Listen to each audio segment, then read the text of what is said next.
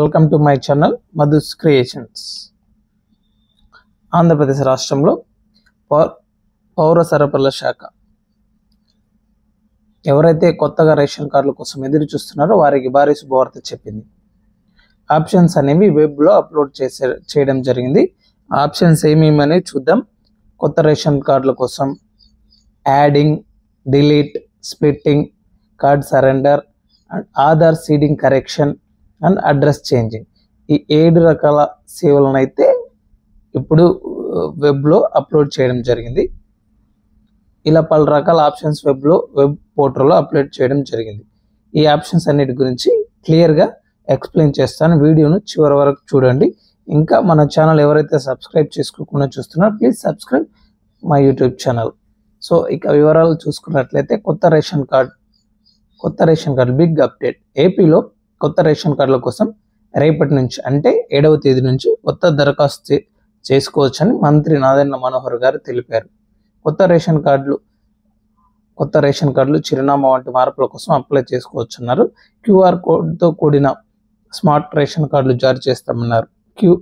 కోడ్ను స్కాన్ చేస్తే 6 నెలల్లో రేషన్ వివరాలు తెలుస్తాయన్నారు. దీంతో దేశంలో ఎక్కడైనా రేషన్ తీసుకునే సదుపాయం ఉందన్నారు. ఈకేవైసీ పూర్తి అయిన వారు కొత్తగా అప్లై చేసుకోవాల్సిన అవసరం లేదన్నారు. సో మీరు నేరుగా మీ యొక్క సచివాలయంలోకి వెళ్ళి డిజిటల్ అసిస్టెంట్ గారిని కలిస్తే వారి లాగిన్లో ఏపీ సేవా పోర్టల్ ఉంటుంది. ఆ ఏపీ సేవా పోర్టల్లోనే ఈ ఆప్షన్స్ అన్ని ఇవ్వడం జరిగింది. మీరు అక్కడికి వెళ్ళి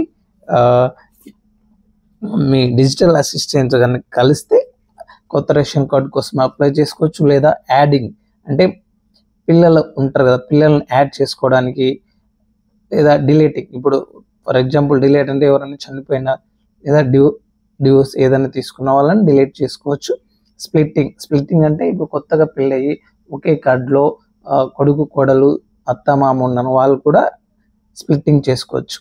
అట్లా ఇంకొకటి కార్డ్ సరెండర్ అంటే అర్హత లేకపోయినా, అంటే ఫర్ ఎగ్జాంపుల్ గవర్నమెంట్ జాబ్ చేస్తున్నా అట్లాంటి వాళ్ళు ఎవరైనా ఉంటే మా కార్డు అవసరం లేదు, మేము అనర్హం అంటే ఆ కార్డును మీరే సరెండర్ చేసుకోవచ్చు.